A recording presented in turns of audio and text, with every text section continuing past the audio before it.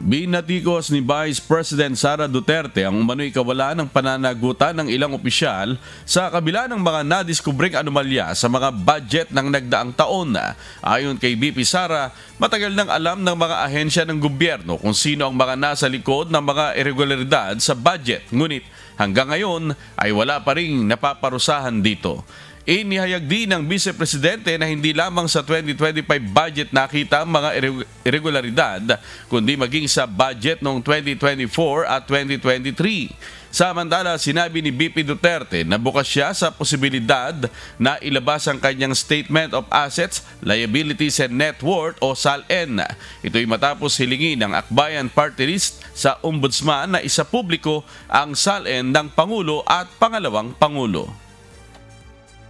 Nalaman natin, hindi lang pala yung 2025 budget ang merong problema. 2024 at early as 2023 ay meron ng mga nakitang mga anomalya doon sa budget. So alam na natin na merong problema sa budget. Alam na natin kung sino yung mga tao na may kagagawan noong anomalya, korupsyon sa ating budget.